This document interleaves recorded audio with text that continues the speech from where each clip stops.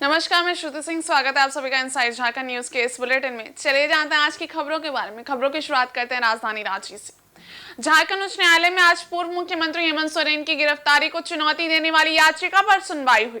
इस दौरान प्रवर्तन निदेशालय की ओर से समेकित जवाब दाखिल करने के लिए समय मांगा गया। इस मामले पर अदालत ने अगली सुनवाई के लिए 27 फरवरी की तारीख तय की है। गौरतलब है कि पूर्व मुख्यमंत्री हेमंत सोरेन की ओर से उच्चतम न्यायालय के आदेश के बाद झारखंड हाई कोर्ट में याचिका दाखिल करके अपनी गिरफ्तारी को चुनौती दी गई थी। झारखंड हाई कोर्ट ने हेमंत सोरेन की ओर से गिरफ्तारी किए जाने से संबंधित हस्तक्षेप याचिका को सुनवाई के लिए स्वीकार कर लिया है। महाधिवक्ता राजीव रंजन ने बताया कि यह हमारे लिए एक अच्छा संकेत है। वह अब अपनी बातों को अच्छे तरीके से कोर्ट के सामने प्रस्तुत करेंगे। महाधिवक्ता ने अमेंडमेंट प्रेयर के संबंध में बताया कि उन्होंने कोर्ट को बताया है कि सारी प्रक्रिया दुर्भावना से ग्रसित है। उन्होंने बताया कि इस पूरी प्रक्रिया में प्रवर्तन निदेशालय ने अपने अधिकार से बाहर जाकर एक सिटिंग चीफ मिनिस्टर के खिलाफ कार्रवाई किया है। तरफ से जो अमेंडमेंट एप्लीकेशन फाइल हुआ था पिटिशनर की तरफ से, जो सब्सिक्वेंट इवेंट्स थे, जो इलीगल अरेस्ट हमने कहा था और डिटेंशन और उसके बाद का जो कार्रवाई था, उसको हम लोगों ने चैलेंज किया था। तो उस अमेंडमेंट एप्लीकेशन को कोर्ट ने आज अलाउ कर दिया है और सारा कंसोलिडेट एक रिप्लाई देने के लिए ईडी को डायरेक्शन दिया गया है कि जो मेन रिट हम लोग का जो कंथन था उसका प्रेयर और प्लस अमेंडमेंट का जो ग्राउंड्स और जो सब्सिक्वेंट अमेंडमेंट्स हैं, सारे का एक कंसोलिडेटेड रिप्लाई ईडी को फाइल करना है और इसका फाइनल डिस्पोजल के लिए कोर्ट ने 27 तारीख के लिए डेट रखा है। हमारे लिए जो हम लोग चाहते थे वो आज अलाउ हो गया अमेंडमेंट एप्लीकेशन। अब पूरे चीज़ पे, पूरे घटनाक्रम पे सुनवाई होगा और ये हमारे लिए एक अच्छा संकेत है कि हम अपनी सब बात अपनी कोर्ट को सामने रख सकेंगे, समक्ष रख सकेंगे। और सरायकेला जिले के आदित्यपुर थाना क्षेत्र अंतर्गत गमरिया बाजार में चल रहे लॉटरी के ठिकानों पर सरायकेला एसडीओ पारुल सिंह ने सोमवार को छापेमारी की। एसडीओ ने यहां से लॉटरी धंधे में शामिल 2 लोगों को भी गिरफ्तार किया है। प्राप्त जानकारी के अनुसार गमरिया बाजार के भीतर बीते कई दिनों से अवैध लॉटरी धंधे का संचालन किया जा रहा था, जिसकी जानकारी सिविल एसडीओ को प्राप्त हुई। इसके बाद एसडीओ ने स्थानीय आदित्यपुर थाना प्रभारी नितिन कुमार सिंह के साथ दबिश देते हुए लॉटरी ठिकाने पर छापेमारी कर धंधे में शामिल 2 लोगों को गिरफ्तार किया। पुलिस ने उनके पास से एक स्कूटी समेत अन्य सामान भी बरामद किया है। सिविल एसडीओ पारुल सिंह ने बताया कि मामले की आगे पड़ताल की जा रही है, जिसमें गिरफ्तार किए गए लोगों पर केस दर्ज करने की तैयारी की जा रही है। वहीं लॉटरी धंधे का संचालक दीपक कुमार नामक युवक है जो मौके से फरार रहा, जिसकी तलाश पुलिस कर रही है। अभी हम लोगों ने 2 लोगों का अरेस्टिंग किया है। जब हम लोग वहाँ पे स्थल पे पहुँचे तो वहाँ पे एक व्यक्ति जो वहीं पे खेल रहा था वो मिल गया। उसी की दुकान में से ही तो उसकी दुकान का हम लोगों ने पूरा निरीक्षण किया। वहाँ से कुछ रजिस्टर्स बरामद हुए जिसमें कई तरह के नंबर्स और कुछ और जागरण है जो अभी हम लोग को जाके सॉल्व करना पड़ेगा। और उसके बाद उसने फिर बताया कि कौन एक्चुअली खिलवाता है, तो वो उसके घर पे लेके गया। कोई दीपक नाम का लड़का है जो लाल बिल्डिंग के पीछे जिसका घर है, हम लोग उसके घर में गए। उसके घर से भी कुछ हम लोग को डॉक्यूमेंट्स मिले हैं जिनको हम एक बार वेरीफाई करेंगे। और इधर साक्षी पुलिस ने शहर से चोरी की 19 2 पहिया बाइक एवं स्कूटी के साथ 5 युवकों को गिरफ्तार किया है। साक्षी थाना में प्रेस कॉन्फ्रेंस कर सिटी एसपी मुकेश लोनियात ने रविवार को साक्षी थाना में चोर गिरोह की जानकारी दी। प्रेस कॉन्फ्रेंस करते हुए सिटी एसपी मुकेश लोनियात ने रविवार को शांति थाना में चोर गिरोह की जानकारी देते हुए बताया कि सरगना वर्मा में ट्यूब गेट के हरिजन बस्ती निवासी राजू भक्त उर्फ आड़ू है। वो मास्टर चाबी के जरिए 30 सेकंड में ही स्कूटी का लॉक खोलकर उसे गायब कर देता था। चोरी करने के बाद वे लोग विशाल दास और राजन दास के घर में 2 पहिया खड़ी करते थे। यहाँ से वाहन को 3 से 5,000 में बंधक में रख देते थे और कुछ को बेच देते थे। गिरफ्तार रोनित दीप उर्फ पोलियो और शंभू पासवान पूर्व में जेल जा चुके हैं। राजू भक्त अब तक पुलिस की गिरफ्त में नहीं आया है। 3 लोग हैं, शंभू पासवान, विशाल सिंह और रोनित सिंह। इन तीनों के पास से बाइक्स को बंधक बना के रख देते थे। इस दौरान अगर जो बंधक रखी हुई बाइक है, अगर ये लोग उसको अच्छे दाम में बेचने में सफल होते थे तो फिर उसका जो भी पैसा इनको प्राप्त होता था उसको आपस में ये लोग बांट लेते थे। गिरोह के कुछ अन्य सदस्यों का और पता चला है जिसकी भी बराबर छापामारी की जा रही है। करीब 34 वर्षों से एकल ग्रामोत्थान फाउंडेशन देश के सुदूरवर्ती ग्रामीण और वन क्षेत्रों में निवास करने वाले वंचित वर्ग के सामाजिक आर्थिक उत्थान के लिए कार्य कर रही है। फाउंडेशन ने रांची में प्रेस वार्ता के जरिए अपने कार्यक्रम का विवरण प्रस्तुत किया। करीब 34 वर्ष पहले एकल ग्रामोत्थान फाउंडेशन ने देश के सुदूरवर्ती और वन क्षेत्रों में निवास करने वाले परिवारों के बच्चों को प्राथमिक शिक्षा मुहैया कराने का बीड़ा उठाया। इन क्षेत्रों में विद्यालय नहीं होने या फिर विद्यालय की दूरी काफी अधिक होने के कारण ये शिक्षा के अधिकार से वंचित थे। इन क्षेत्रों में काम करते हुए संस्था को लगा कि यहाँ के लोग गरीबी की वजह से अपने परंपरागत पेशे से दूर होते जा रहे हैं। साथ ही लोगों में खासकर महिलाएं और बच्चे कुपोषण के शिकार भी हैं। तब संस्था ने शिक्षा और संस्कार, कौशल विकास, कृषि और पोषण के लिए काम करना शुरू किया। स्थानीय स्वयंसेवकों की मदद से देखते ही देखते आज देश के हजारों गांवों में ये फाउंडेशन जैविक खेती, गौधान के विकास, शिक्षा और कौशल विकास आदि में क्रांति लाने में सफल होती दिख रही है। ऐसी सब्जियां लगाई जा सकती हैं छोटी छोटी ज़मीन के अंदर, ताकि वो अपने घर में इस्तेमाल करें और अनीमिया की कमी ना हो। इसलिए उनको जागरूक करना, उनको बताना, गौ पालन और गाय के गोबर से वर्मी कंपोस्ट खाद बनाना और गाय के गोबर से दीपक बनाना, अलग अलग चीज़ें, अगरबत्ती बनाना वगैरह वगैरह।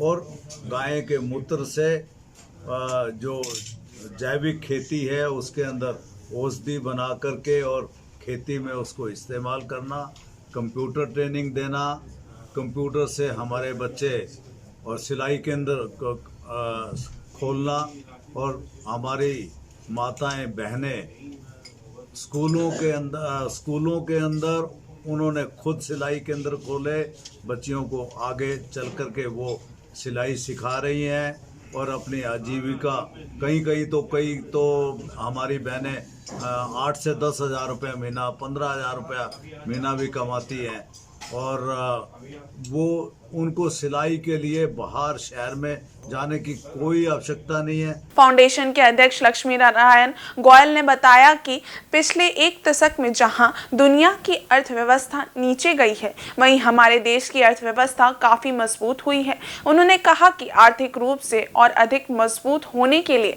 हमें गाँव की ओर जाना होगा। देखिए, अभी तक 200 सेंटर हम खोल चुके हैं और देश के अंदर जैविक खेती और केमिकल मुक्त खेती और ग्रामवासियों को पोषण वाटिका बना करके और कि किस तरीके से पालक और ऐसी सब्जियां लगाई जा सकती हैं छोटी छोटी ज़मीन के अंदर, ताकि वो अपने घर में इस्तेमाल करें और अनीमिया की कमी ना हो। इसलिए उनको जागरूक करना, उनको बताना, गौ पालन और गाय के गोबर से वर्मी कंपोस्ट खाद बनाना और गाय के गोबर से दीपक बनाना, अलग अलग चीज़ें, अगरबत्ती बनाना वगैरह वगैरह। और गाय के मूत्र से जो जैविक खेती है उसके अंदर औषधि बना करके और खेती में उसको इस्तेमाल करना, कंप्यूटर ट्रेनिंग देना, कंप्यूटर से हमारे बच्चे और सिलाई केंद्र खोलना और हमारी माताएं बहनें स्कूलों के अंदर उन्होंने खुद सिलाई केंद्र खोले, बच्चियों को आगे चल कर के वो सिलाई सिखा रही हैं। मौके पर फाउंडेशन के राष्ट्रीय अभियान प्रमुख ललन कुमार शर्मा ने कहा कि आज झारखंड के लगभग सभी जिलों को मिलाकर 8000 से अधिक गांवों के विकास में संस्था योगदान दे रही है। आज के समय में झारखंड के सभी जिलों में काम हो गया है। कुल 32,000 गाँव में 8,200 गाँव में एकल विद्यालय है। तो आप यह कहें कि 1/4 भाग पे हम लोग हैं अभी, और संपर्कित गांव भी हमारे एक विद्यालय के साथ 2 गांव होते हैं। तो हम यह मानते हैं कि हम लगभग 20 से 21,000 गाँव तक अपना संपर्क रखते हैं विभिन्न कार्यक्रमों के माध्यम से। परंतु सीधे सीधे हमारे कोई न कोई प्रकल्प 8,200 गांव में है। स्वामी विवेकानंद ने कहा था कि यदि गांव के बच्चे विद्यालय नहीं जा सकते तो विद्यालय को गांव तक जाना होगा। इसी सोच के तहत फाउंडेशन ने वैसे दुर्गम इलाकों में भी शिक्षा की अलग जगह दी जहां अब तक नौनिहाल अंधेरे में अपना भविष्य तलाश रहे थे। साथ ही कृषि, पोषण और कौशल विकास के जरिए गाँव के विकास का जो मॉडल इन्होंने प्रस्तुत किया है वो भी स्वागत योग्य है।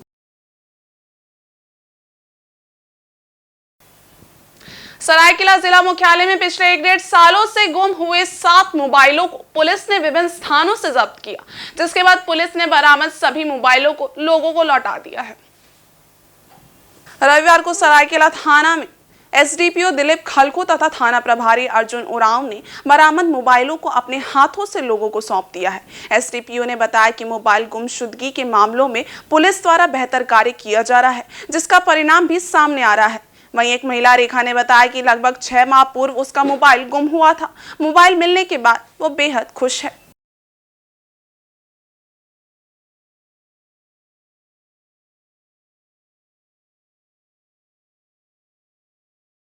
हो गया, शायद गुम हुआ था तो मतलब 1 महीना तक शायद रोए हैं फ़ोन के चक्कर में। फ़ोन में इतना कुछ था, मेरा सब कुछ फ़ोन में था और उम्मीद नहीं किए थे कि मिलेगा, क्योंकि बहुत महीना हो गया। अभी तक हम फ़ोन भी नहीं खरीदे हैं, एक तो कीपैड वाला छोटा खरीदे। ये तो मेरा सिस्टर का फ़ोन है। अभी तक फ़ोन भी नहीं खरीदे बड़ा फ़ोन, क्योंकि पैसा का भी प्रॉब्लम था, इसलिए नहीं खरीदे। छोटा फ़ोन खरीदे थे, लेकिन मिल गया। तो सर को बहुत बहुत बधाई, मतलब शुक्रिया कि मिल गया मेरा फ़ोन। बहुत अच्छा भी लग रहा है। हाँ, सर लोग मतलब खोज के इतना ये करके मेरा फ़ोन दिलवा दिया। वो भी सर बोला था कि मिल जाएगा, टेंशन मत लो। और हम इसलिए फ़ोन खरीदे भी नहीं थे। ये फ़ोन मेरा मतलब इस फ़ोन में सब कुछ था और मिल गया तो बहुत अच्छा लग रहा है। और इधर सरायकेला जिला आयुष चिकित्सालय में डॉक्टर हकीम अजमल खान के जन्मदिन पर विश्व यूनानी दिवस मनाया गया। इस दौरान जिला आयुष चिकित्सा पदाधिकारी डॉक्टर कृष्ण कुमार के नेतृत्व में जिले के सभी आयुष चिकित्सकों ने यूनानी चिकित्सा से जुड़े प्रसिद्ध वैज्ञानिक डॉक्टर हकीम अजमल के चित्र पर माल्यार्पण कर कार्यक्रम की शुरुआत की। इस दौरान जिला आयुष चिकित्सा पदाधिकारी डॉक्टर कन्हैया कुमार ने कहा कि डॉक्टर हकीम अजमल एक प्रसिद्ध शिक्षाविद वैज्ञानिक रहे हैं। देसी चिकित्सा पद्धति आयुष के अंतर्गत यूनानी चिकित्सा को डॉक्टर अजमल ने काफी बढ़ाया। डॉक्टर हकीम अजमल जामिया इस्लामिया विश्वविद्यालय के संस्थापक भी रहे हैं।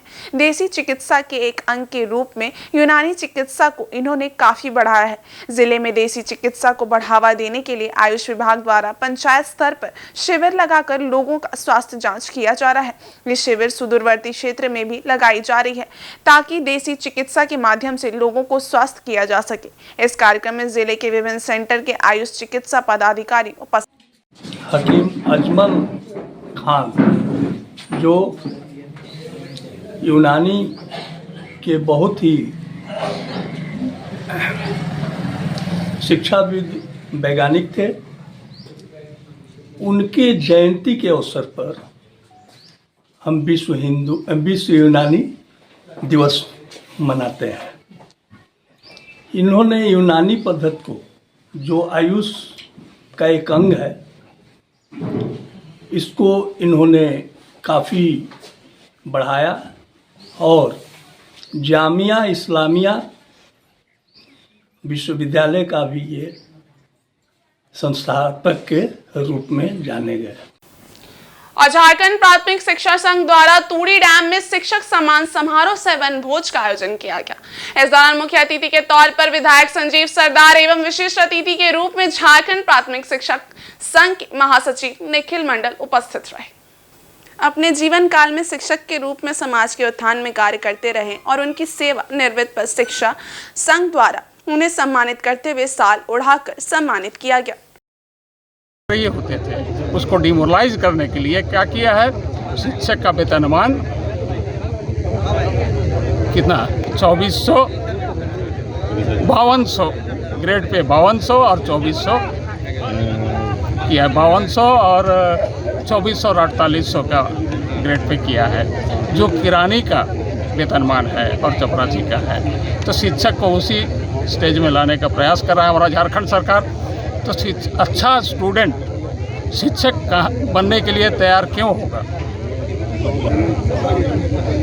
अच्छा वेतनमान, अच्छा सर्विस कंडीशन रहे तो हमारा अच्छा स्टूडेंट इंटेलेक्चुअल्स युवा शिक्षक बनने के लिए तैयार होगा और शिक्षा का सुधार होगा। अन्यथा शिक्षा का सुधार करना नामुमकिन है। इस दौरान झारखंड प्राथमिक शिक्षक संघ के महासचिव निखिल मंडल ने कहा कि झारखंड बने 24 साल हो चुके हैं, मगर शिक्षक नियुक्ति एवं प्रोन्नति की कोई नियमावली अब तक नहीं बन पाई है। ये काफी निंदनीय है। साथ ही बिहार सरकार में 1993 में बने नियमावली ही अब तक चल रहा है, जिसके कारण शिक्षकों की प्रोन्नति का लाभ नहीं मिल पा रहा है।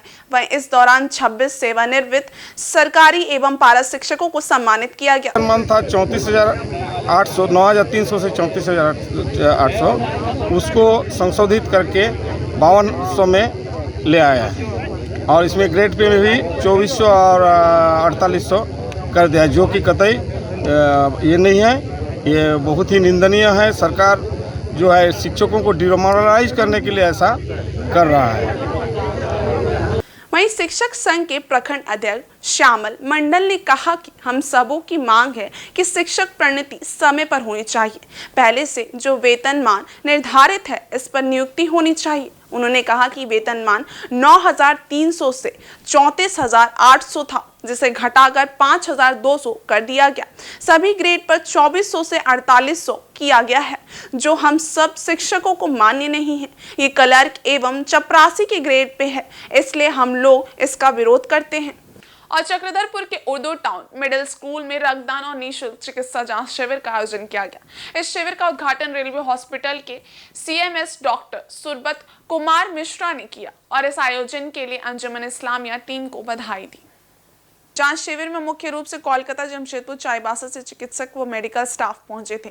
जांच शिविर में मुख्य रूप से diabetologist, thyroid, blood sugar, HbA1c, liver consult, uric acid, HB, neuro, pathologic detection आदि बीमारियों की जांच की गई। सभी समूह को मिलाकर कुल 144 लोगों के स्वास्थ्य की जांच की गई। जांच टीम में डॉक्टर सौम्या सेन गुप्ता, दीपांजन, अनूप, चिन्मय इत्यादि शामिल रहे। मौके पर अंजुमन इस्लामिया के अध्यक्ष सैयद शहजाद मंजर ने कहा कि जल्द ही एक और मेडिकल कैंप लगाया जाएगा, जिसमें महिलाओं की बीमारी का इलाज को विशेष स्थान दिया जाएगा। डॉक्टर MK मिश्रा एवं रेलवे अस्पताल की महिला चिकित्सक इसमें शामिल रहेंगे। सचिव बैरम खान ने कहा कि उप विकास आयुक्त ने यकीन दिलाया है कि ब्लड बैंक की स्थापना 1 माह के अंदर कर लिया जाएगा। इसमें जो भी कार्रवाई की जानी है वो पूरी कर ली जाएगी। उपाध्यक्ष हाजी एकराम हुसैन ने कहा कि अंजुमन इस्लामिया हमारी संस्था ब्लड बैंक की स्थापना में पूरा सहयोग प्रदान करेगा। इस अवसर पर अंजुमन इस्लामिया के अध्यक्ष सैयद शहजाद मंजर, उपाध्यक्ष हाजी एकराम हुसैन, सचिव बैरम खान आदि मुख्य रूप से मौजूद थे।